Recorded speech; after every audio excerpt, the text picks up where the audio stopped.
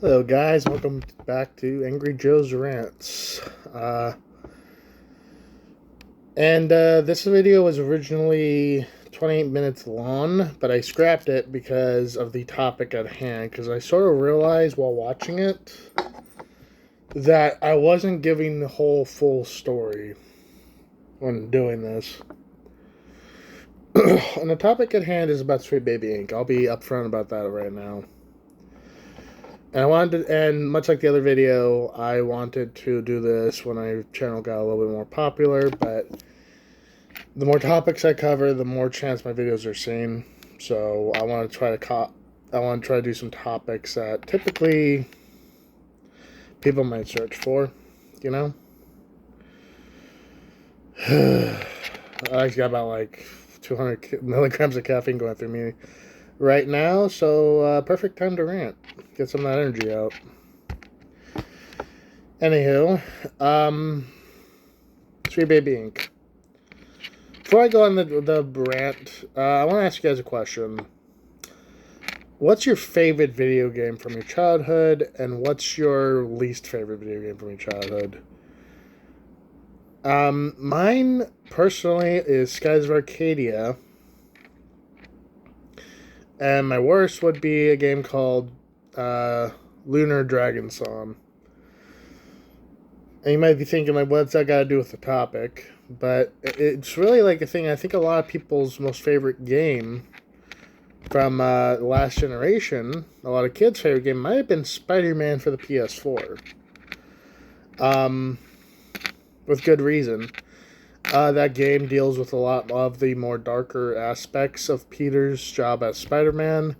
It's an older Peter Parker, an older Spider-Man, somebody who's been around the block more than a few times. And it was just an amazing experience when I played it. I'm not going to go too much into detail, but my question is, what if your favorite game was written and directed by a group you didn't really agree with, say, and there was no really real way for you to understand or know that they were behind it unless you decided to be like that weirdo gamer that reads every name in the credits, right? What would you do? Would you get angry? Would you be accepting? Say, hey, the game was good, so I'm not really upset. And then, if you are accepting, but you say, I don't really approve of this group's ideals, but they did make a good game.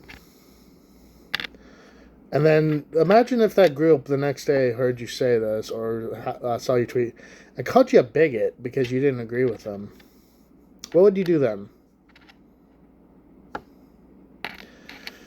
The reason I'm asking these questions is because SBI, or Sweet Baby Inc., has done all that and more. And the thing is, they're pieces of shit. Let's get that out of the way right now. They're pieces of shit who basically manipulated the game industry and how it is today. And to top it off, allied with this other group called Bridge, who decided to use George Floyd's death as the reasoning behind them trying to change every aspect of society to their cultish, fucked up ways.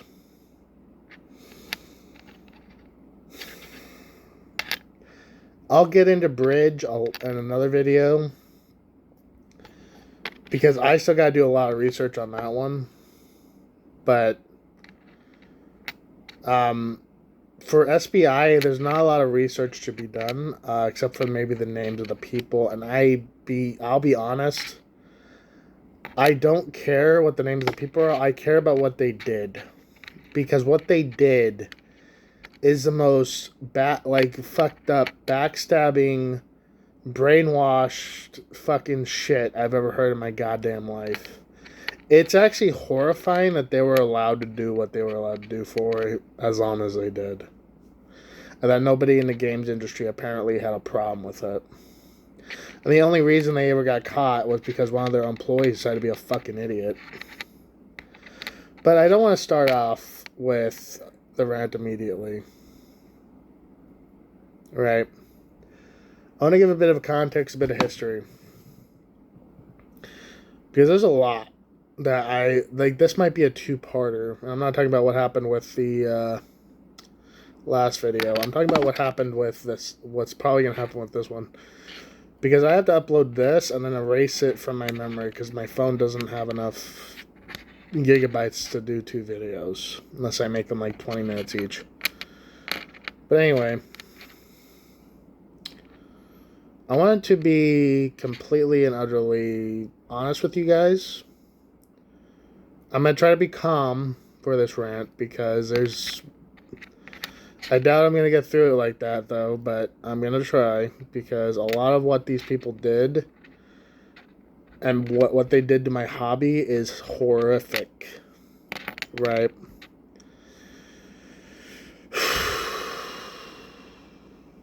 Alright. So, where shall we start? How about we start with a group called, well, first off, before we even get into that, I want to give you the overreaction to a few games. And those games are, well, let's start from the beginning at this, right? Sorry, I'm already getting upset, and when that happens, my mind gets jumbled. So it takes a second for me to kind of re-wrench it, because I don't know where to start. Like, what do I start out with? Do I start out at the beginning where they got their origin from? Do I start out when people fucking found them out? Do I start from before even then, when they were part of a completely different group? Like, I don't know what the right thing here is, because there's so much. It's the reason why I decided to do another video and scrap the old one, is because there's so much to go over. Okay, I'm going to start out when they got found out, and then I'll work my way back, because I feel like that's going to give you more of an idea of how big pieces of shit these people actually are.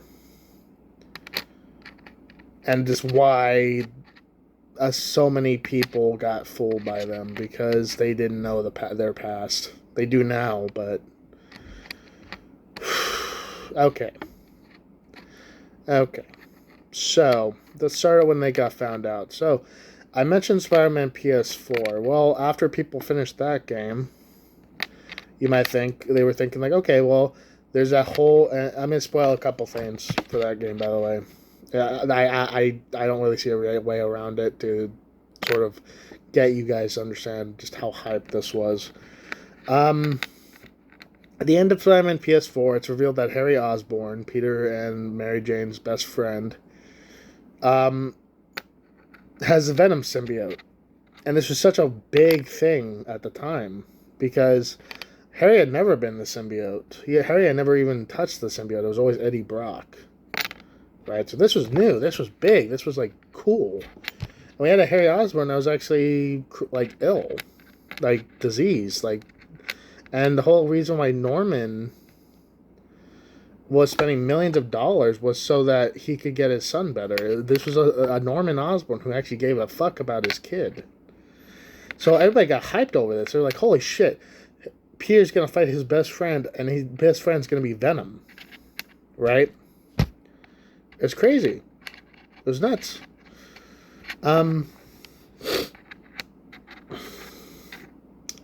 But no, it's what gets released is a game called Spider-Man Miles Morales. And, Miles Morales, I will give my personal opinion on it. I think he's a great Spider-Man. He isn't like Peter Parker, where great power means great responsibility. He's a lot more like free range in how he approaches problems. He understands it's a responsibility, but the way he tackles that responsibility is much different than Peter's. So it's interesting to see that, and he actually is a pretty great Spider-Man because he has such a different take on that quote. Right? A different take on being Spider-Man. So he's a good Spider-Man. I like him. I like his costume. His costume's fucking great. The black and red is amazing looking. I will admit that. It's way better than the red and blue that Peter fucking wears. But anyway, yeah, Miles Morales video game gets put out, and it's really just a thing where it's like a coming of age thing, honestly. There's not much to it beyond that, from what I've seen. Obviously, there's a villain, and it turns out that it's like his cousin or whatever. But you know, it's mostly Miles trying to figure out how Spider-Man, what his brand of Spider-Man is, you know, and him trying to juggle being a secret superhero with like family life and shit. It's like if you've ever seen Into the Spider-Verse or Across the Spider-Verse, it's kind of just like that. It's just like this balance he's trying to find. And you know,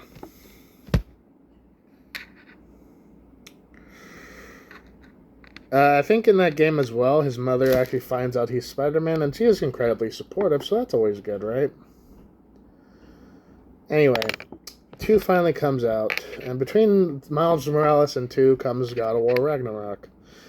That'll come up in a bit. I'm just putting it here so you guys get a bit of a timeline, and then Spider-Man 2 comes out. And there's a few things wrong with the game. So one of the things I didn't mention as I was describing Miles Morales was how ugly everybody but the minority characters were. Peter looks awful. Also, Peter's blonde now. For some reason, he was a brunette in the Spider-Man PS4, but he's blonde now. And so it was this weird ass shit where he looked ugly. Mary Jane looked like chonky, like kind of fat, weirdly enough. And Sony at the time, when they started getting complained about it, they said it was a technology issue. This will come up later about how much they lied about that, by the way.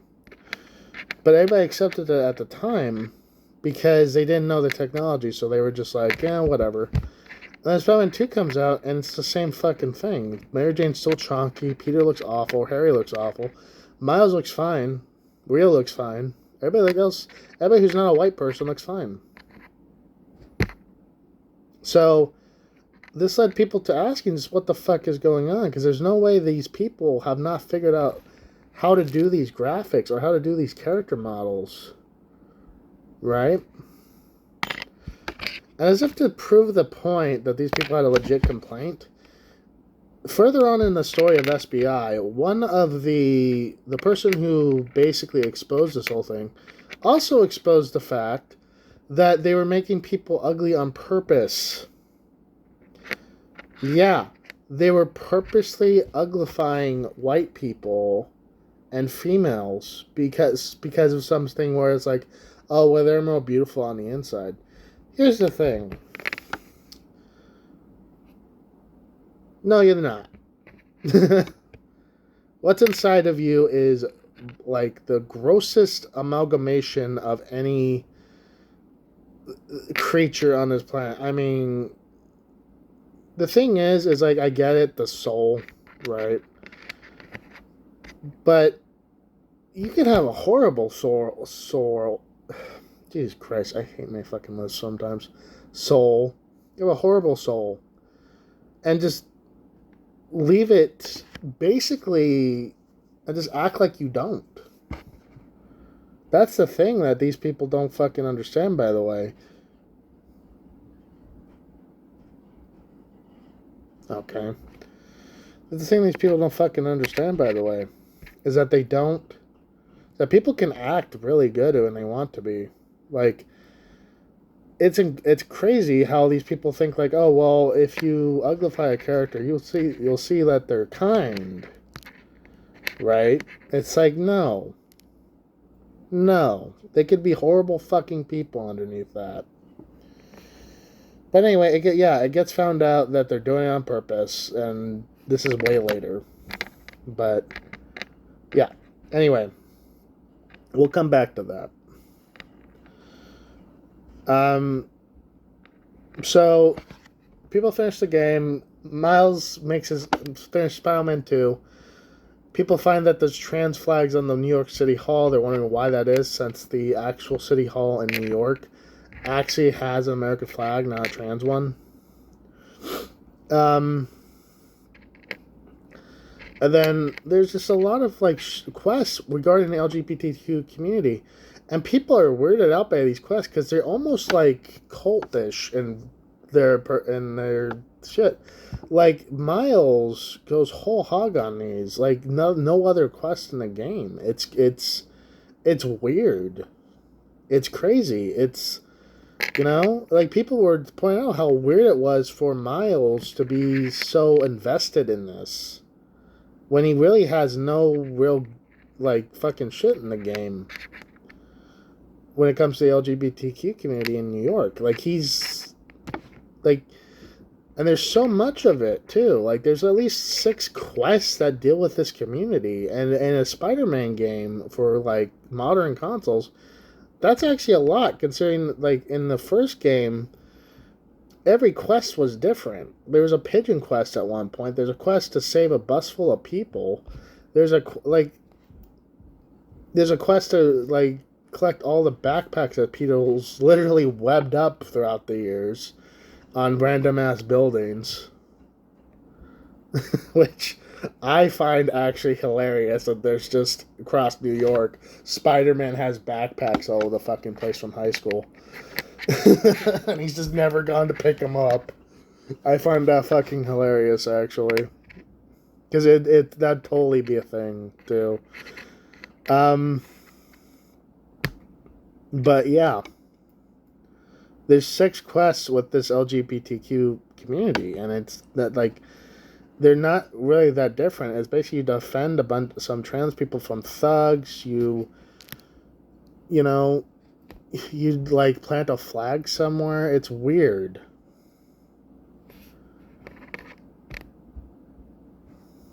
Like I don't know what else to say about that. But people didn't really see this until after what got found out. Because then what ends up happening is one of the employees from Sweet Baby Inc. blows the whistle in, quite frankly, the weirdest way possible. Now, while all this is going on, while these games are being released, there's a group that goes by the name Sweet Baby Inc. Detected on Steam. And this group has one purpose: to show which games have Sweet Baby Inc. in them. And the reason why is because Sweet Baby Inc. doesn't announce themselves in these games. They're in the credits sequence, but there's no like company logo at the beginning. There's no fucking company logo before you start the game. There's no mention of them throughout the game. They're just in a credits sequence. So this dude from, I believe, Brazil decided to basically make this group to show off like which games these guys are sneaking into and fucking up. So one of the people who work for Sweet Baby Inc., I believe his name is Ray. I'm not 100% on that, but I believe that is his name. Finds out about this group and basically makes a tweet telling people to harass it, to report it for racism and sexism and hatred. And the thing is, the dude doesn't even have any thing in the description for this group. There's 300 people in the group. But there's no description, there's no Discord, there's no anything. There's just a list of games that Sweet Baby Inc.'s been in, and that's it.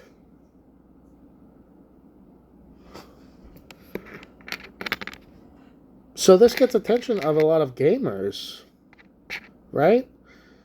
And they're just like, what is this group? Because they look at the guy's profile, because they're curious about why this guy is suddenly trying to bully this small group, obviously. Because it's like, it's not really that big of a group at the time. It's 300 people. In the grand scheme of things, when it comes to the gaming community, that's not a lot. Like, it's not a lot at all, in fact. There's Steam groups with, like, thousands of members in comparison to this small-ass one. And then they notice the name of the group, Sweet Baby Inc. Detected. Well, what the fuck is Sweet Baby Inc.? Well, they look at this dude's profile that made the tweet to harass this group. Like, well, this guy says he's a employee of that company. What is going on here? So then they look up a website called sweetbabyinc.com. And the message, basically, you can't see it anymore because they deleted it and made something different which, by the way, just made shit worse. But we'll get there. So look at this company, and they realize something when they're like, okay, well, it's a DEI group, right? A DEI thing. But it's more than that. It's a writing group for video games. For, like, story writing. And dialogue and all that shit. And they're even involved in a game that's coming up called Suicide Squad. Kill the Justice League. So then they look upon the games these people worked on, and they notice 3 names, weirdly enough. 3 fucking names. They notice Miles Morales, Spider-Man Miles Morales, Spider-Man 2, and God of War Ragnarok. They were all involved in these games. And so people think about these games, and they're just like, what the fuck is going on here? Why are they saying they're involved in these games? Because people at first didn't actually believe it. They thought this was just them lying. But no, people replayed the games and they looked through the credit sequence, and yeah, there they were. Like, credited as writing the stories. So then, the thing is like, people ask, like, why the fuck were they involved with this? Why wouldn't they say they were? And here's where the thing kind of went off the rails, right? It's when they finally got found out for what they were actually doing. Because before we continue with this, we have to talk about the leader, right? The leader of this group. The leader of this group is a female black woman who was part of a group called Feminist Frequency in the early 2000s. Well, not early, like mid to late. Sorry. And the whole thing with Feminist Frequency it was this group of extremist feminists that would point out stuff wrong in video games. You'll see what I'm getting at in a moment here, but suffice to say, they put out a lot of videos that were incredibly ignorant or missed the point entirely.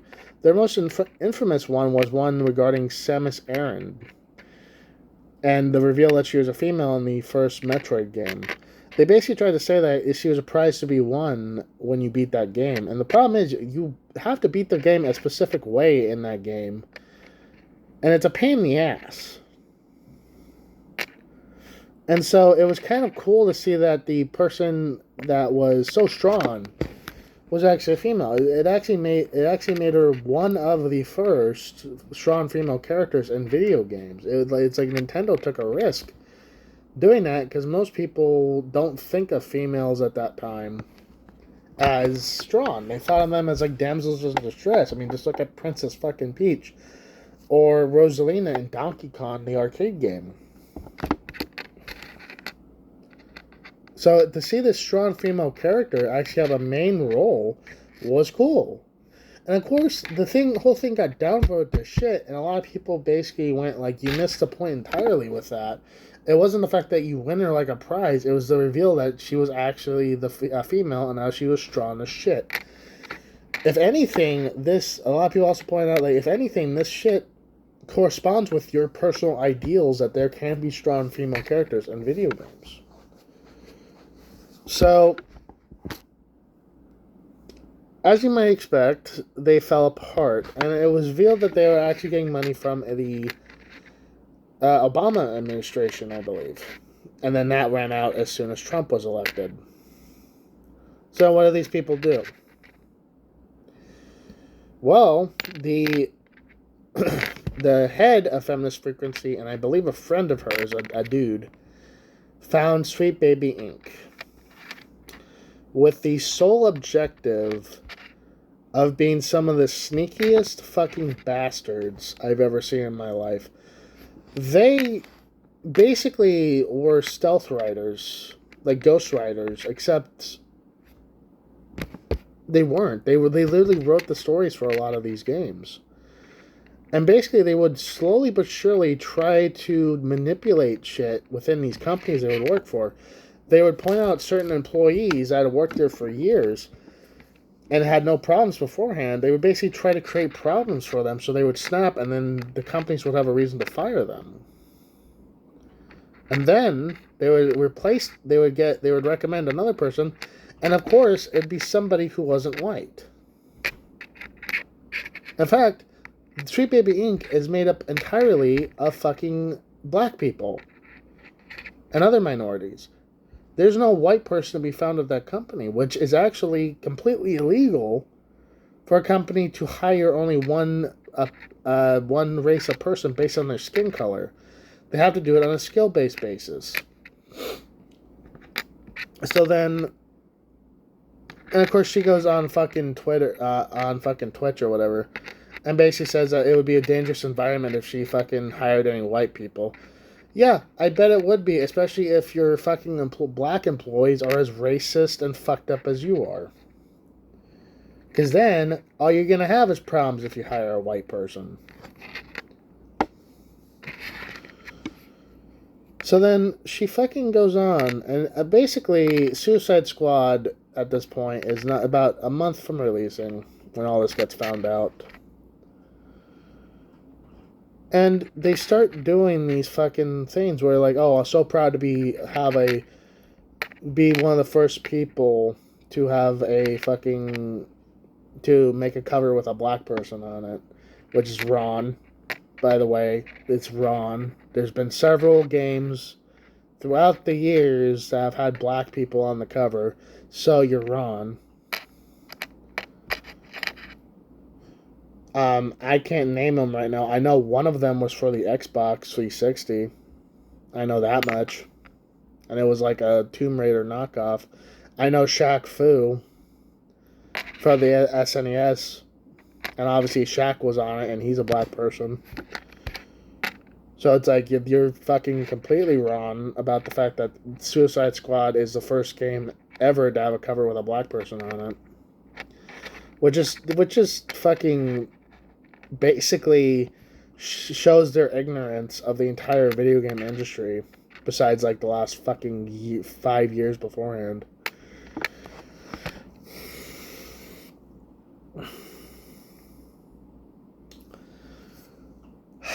And so basically what ends up happening here, right, is that people get angry. Because obviously they're hiding the fact that they're inserting these activist messages in these games. With good reason. Why wouldn't they be fucking angry? Like, nobody asked for this. Nobody asked them to do this. All they had to do was just write a story. And they decided to manipulate the game industry. In fact, the female I'm talking about, actually went on a fucking meeting, a Zoom meeting with all the employees, basically telling them to threaten marketing teams with harassment. I'm not even joking about that. I wish I was. Because it's so fucking asinine to do that. And then, there's this game called Sun Wukong, right? Made by a Korean company. Well, this lady fucking threatens this company to give them $1 million or get fucking harassed to hire them. And of course the company goes, no, we don't want to hire you. We already have a writing team. It wasn't even anything bad. They weren't doing it because they were fucking like, oh, well, we're actually fucking completely racist and fucked up, and we don't want to hire you because of that. No, they already had a writing team. So they were good. So they just went, no, we don't really need you. And so what ended up happening is the months leading up to fucking Sun Wukong, media outlets just started fucking shitting on the game before it even released. And people would purposely mistranslate the boss of that company's words because he's Korean. He doesn't know English, obviously. And It might be Chinese. I don't know. But regardless, my point still stands. They're purposely mistranslating this dude's words to make it seem like he was a fucking sexual predator, a pedophile, and a racist.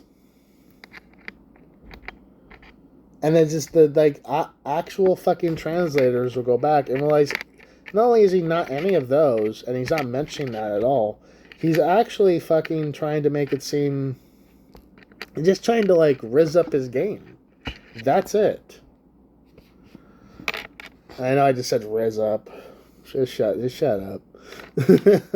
I know that's a fucking Gen Z word. Shut up. And even then, when the game finally, it's not like the harassment stopped when it released. It's like somebody reviewed the game, and gave it a low score because it didn't have enough diversity. Fuck, like.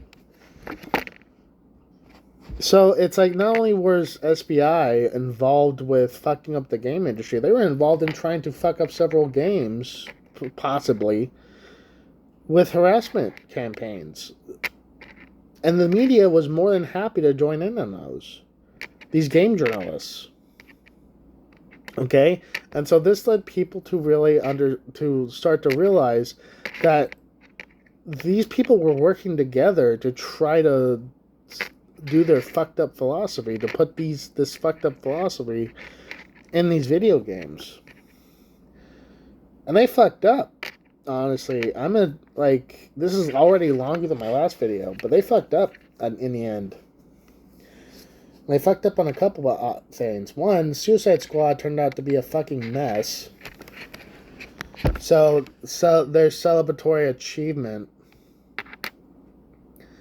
basically was a flop, and people basically didn't play it at all. I think the most players it got was initially not even DLC of the Joker, even fucking happened. Like I think it got 2,000 more players with the Joker, and then nobody played it after that. Because then you got like other DLC like sorry. Yeah, other DLC like Mrs. Freeze, which, by the way, you had Killer Frost as an option for a female freezing villain. You fucking assholes. They did Deadshot's daughter.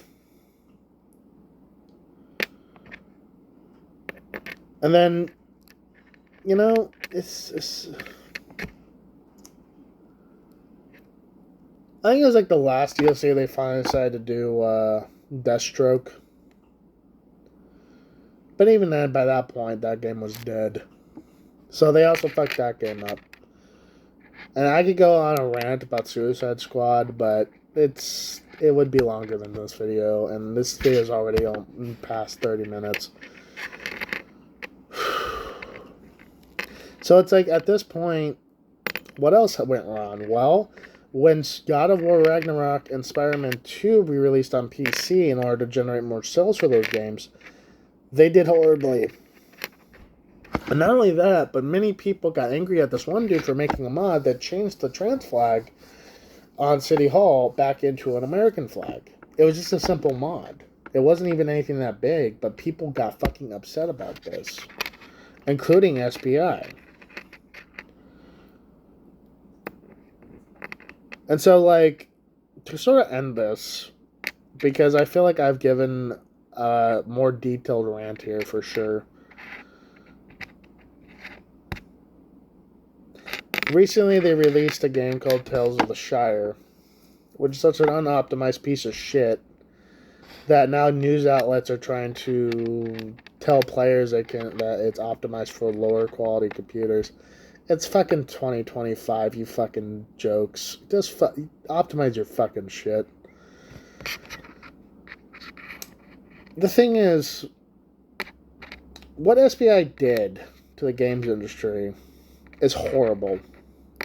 Not only did they try to sneak in and manipulate shit, but in the end, it was one of their own employees who couldn't just chill the fuck out that got them fucking basically killed off. Like, I haven't heard anything with SBI in it for a while now, except for Tales of the Shire. Whether that's them trying to sneak around again or not, I have no fucking clue. If it is, I guarantee you people are just going to stop buying video games because they're going to be afraid SBI is a part of it. The whole thing is, they shouldn't have fucking stuck around in the first place. If you're sneaking around writing these stories because you know they're not going to resonate with most of the audience, then you know what you're doing is fucking wrong. Okay? What you're doing is fucking wrong because you know for a fact that people are not going to play these games if they knew about it. So you didn't let them know. That's wrong. That's fucking shitty of you to try to sneak into these stories and inject your own little fucking brand of activism in them. If you want to make a fucking video game, make a fucking video game. But don't go into the people's favorite series and comic book characters and movie characters and all these fucking things and ruin them because you don't want to because you don't have the balls to fucking write your own shit. And instead, poison the rest of the industry with your bullshit. Okay? If you really want to okay, and you know what? To the SBI's credit, they did fucking make a few video games. You want to know how they did? They did like shit. Not only that, but they tried to make a dating sim game. I think it's out now, and of course it did awful. But one of the prior members of Feminist Frequency created one of the characters in that game, and basically the co-founder, the chick I've been talking about, basically changed the character to hate white people, and the feminist, the person from Feminist Frequency, basically went, you basically stole my fucking property and changed it without telling me because you're making the same mistake you did with Feminist Frequency. Because of your poor leadership, our group fell the fuck apart. What does this bitch do? In response, she basically denies it, tries to pass the blame to somebody else, and that's it. You know, I'm getting really sick. I'm actually going to do a wordplay here. Because I hear white privilege a lot, right? I hear white privilege a lot. Well, I'm actually create a new couple words here. Black privilege. Do you want to know what a black privilege is? Is assuming nothing is your fucking fault because you're black. And I'm seeing a lot of that shit nowadays. I'm seeing it with fucking Snow White. I'm seeing it with fucking Ironheart. Where the main actors in those fucking movies or TV shows blame everybody but themselves for how shitty they fucking are. Okay? It's crazy. But yeah, black privilege is a thing. And it's getting fucking tiresome. It actually doesn't surprise me that when doing a census on if people are becoming more racist, which, by the way, is fucking stupid, but it actually pointed out that, yes, people are getting more racist because you have these people who are absolutely awful who they don't want to support. I have no problem with black people, but I can't stand most of them nowadays. There's a few I can fucking stand because they're actually good fucking people. And it's not because of their skin color that I hate the rest. It's because they're fucking assholes. And they're irresponsible for when they fuck up. Okay? These people are fucking adults. Okay? Just like I would have to take responsibility for the shit I say or do, these people, just because they are fucking black, or just because they are fucking... You know, it's like, be a fucking adult. Be grown up for once and take responsibility for when you fuck up. And it's the same thing here. The same thing with SBI. This person is literally a black female feminist extremist who refuses to take the blame when her fucking personal ideals and actions affect others in a negative fucking way. She refuses to take responsibility, and I'm so fucking sick of it. So here's the thing. Keep an eye on Street Baby Ink Detected because it's almost up. I believe it passed 500,000 recently of people in that group. And just keep an eye on it and make sure you don't buy the games on that list because you'll be supporting somebody who has no sense of personal responsibility because she personally believes that white people are the devil, that her race is superior, and that everybody else who doesn't agree with her deserves to burn in a fucking fire. Fuck SBI, fuck that bitch, and fuck everybody who defends them. Because quite frankly, they don't fucking deserve it. They're a bunch of children who got a dose of reality and realized they didn't like what the dose tasted like. That's pretty much it. That's SBI in a nutshell. That's pretty much it. They're a bunch of children who refuse to act like adults when their actions fuck up shit.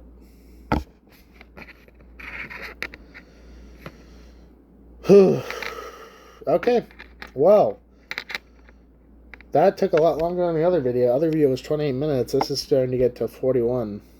It just hit 41, actually. But yeah, anyway, this is Average Joe Rants. If you agree with what I'm saying, like, comment, and subscribe. If you don't agree with what I'm saying,